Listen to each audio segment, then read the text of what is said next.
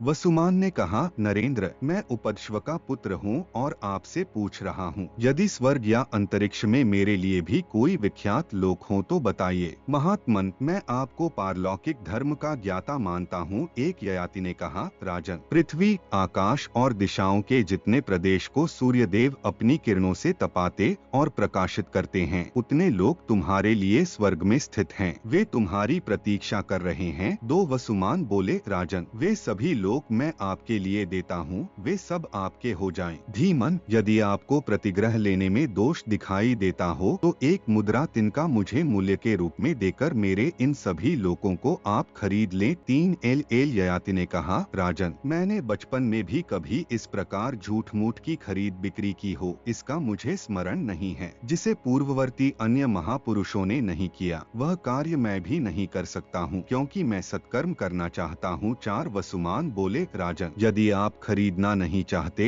तो मेरे द्वारा स्वत अर्पण किए हुए पुण्यलोकों को ग्रहण कीजिए। नरेंद्र, निश्चय जानिए कि मैं उन लोकों में नहीं जाऊंगा, वे सब आपके ही अधिकार में रहें। 5 शिबी ने कहा था, मैं उशिनर का पुत्र शिबी आपसे पूछता हूँ, यदि अंतरिक्ष या स्वर्ग में मेरे भी पुण्यलोक हों तो बताइए, क्योंकि मैं आपको उक्त धर्म का ज्ञाता मानता हूँ। ययाति बोले, नरेंद्र, जो साधु पुरुष तुमसे कुछ मांगने के लिए आए, उनका तुमने वाणी से कौन कहे, मन से भी अपमान नहीं किया। इस कारण स्वर्ग में तुम्हारे लिए अनंत लोक विद्यमान हैं, जो विद्युत के समान तेजोमय, भांति भांति के सुमधुर शब्दों से युक्त तथा महान हैं। शिबी ने कहा, महाराज, यदि आप खरीदना नहीं चाहते तो मेरे द्वारा स्वयं अर्पण किए हुए पुण्यलोकों को ग्रहण कीजिए। तात, उन सबको देकर निश्चय ही मैं उन लोकों में नहीं जाऊंगा जिन लोकों में आप जा रहे होंगे। ययाति बोले, नरदेव शिबी, जिस प्रकार तुम इंद्र के समान प्रभावशाली हो, उसी प्रकार तुम्हारे वे लोक भी अनंत हैं, तथापि दूसरे के दिए हुए लोक में मैं विहार नहीं कर सकता, इसीलिए तुम्हारे दिए हुए का अभिनंदन नहीं करता। अष्टक ने कहा,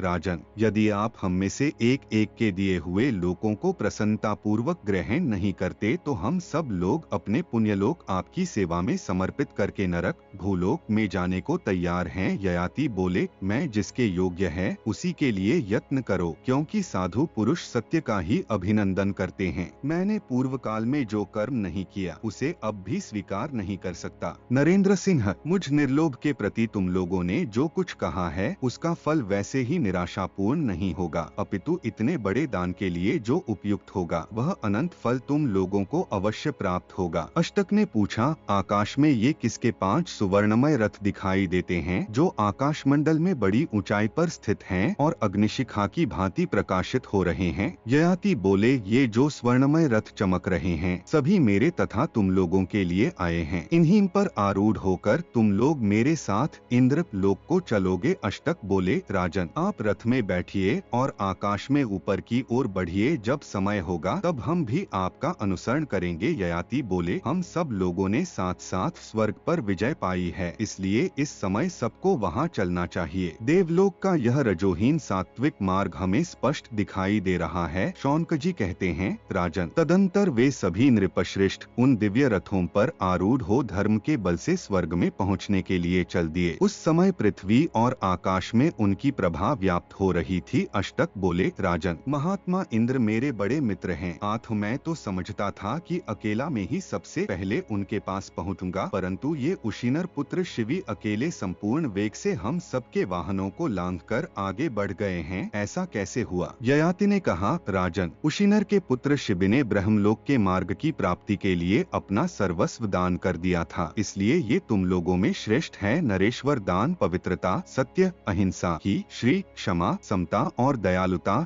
ये सभी अनुपम गुण राजा शिवी में विद्यमान हैं, तथा बुद्धि में भी उनकी समता करने वाला कोई नहीं है। राजा शिवी ऐसे सदाचार संपन्न और लज्जाशील हैं, इनमें अभिमान की मात्रा छू भी नहीं गई है, इसीलिए शिवी रथारूढ़ हो हम सबसे आगे बढ़ गए हैं। शौनकजी कहते हैं, शतानी, तदंतर अष्टक ने कौतूहलवश इंद्रतुल्य अपने नाना राजा ययाति से पुनः प्रश्न किया, महाराज, मैं आपसे एक बात पूछता हूँ, आप उसे सच सच बताइए, आप कहाँ से आए हैं, कौन हैं और किसके पुत्र हैं? आपने जो कुछ किया है उसे करने वाला आपके सिवा दूसरा कोई क्षत्रिय अथवा ब्राह्मण इस संसार में नहीं है। 21 ययाति ने कहा, मैं नहुष का पुत्र और पुरु का पिता राजा ययाति हूँ। मैं इस लोक में चक्रवर्ती नरेश था। तुम सब लोग मेरे अपने हो। आथ तुमसे गुप्त बात भी खोलकर बतलाए देता हूँ, मैं तुम लोगों का नाना हूँ। यद्यपि पहले भी यह बात बता चुका हूँ, तथापि पुनः स्पष्ट कर देता है। मैंने इस सारी पृथ्वी को जीत लिया था और पुनः इस समृद्धिशालिनी पृथ्वी को ब्राह्मणों को दान भी कर दिया था। मनुष्य जब 100 सुंदर पवित्र अथों का दान करते हैं तब वे पुण्यात्मा देवता होते हैं। मैंने सब तरह के अन्न, गौ, सुवर्ण तथा उत्तम धन से परिपूर्ण यह प्रशस्त पृथ्वी ब्राह्मणों को दान कर दी थी एवं 100 अर्बुद 10 अरब हाथियों सहित घोड़ों का दान भी किया था। सत्य से ही पृथ्वी और आकाश टिके हुए हैं। इसी प्रकार सत्य से ही मनुष्य लोक में अग्नि प्रज्वलित होती है। मैंने कभी व्यर्थ बात मुँह से नहीं निकाली है, क्योंकि साधु पुरुष सदा सत्य का ही आदर करते हैं। अष्टक, मैं तुमसे, प्रतरदन से, वसुमान से और शिव से भी यहाँ जो कुछ कहता हूँ वह सब सत्य ही है। मेरे मन का यह विश्वास है कि समस्त लोग, मुनि और देवता सत्य से ही पूजनीय होते हैं। जो मनुष्य हृदय में ईर्ष्या न रखकर स्वर्ग पर अधिकार करने वाले हम सब लोगों के इस वृत्तांत को यथार्थ रूप से श्रेष्ठ द्विजों के सामने सुनाएगा, वह हमारे ही समान पुण्यलोकों को प्राप्त कर लेगा। शौनक जी कहते हैं, राजन, राजा ययाति बड़े महात्मा थे और उनके कर्म अत्यंत उदार थे। उनके श्रेष्ठ मित्र रूपी दौहित्रों ने उनका उद्धार किया और वे सत्कर्म द्वारा संपूर्ण भूमंडल को व्याप्त करके पृथ्वी को छोड़कर स्वर्गलोक में चले गए। इस प्रकार मैंने तुमसे नहुष पुत्र राजा ययाति का सारा चरित्र यथार्थ रूप से विस्तार पूर्वक कह सुनाया। यही वंश आगे चलकर पुरुवंश के नाम से विख्यात हुआ, जिसमें तुम मनुष्य में इंद्र के समान उत्पन्न हुए हो।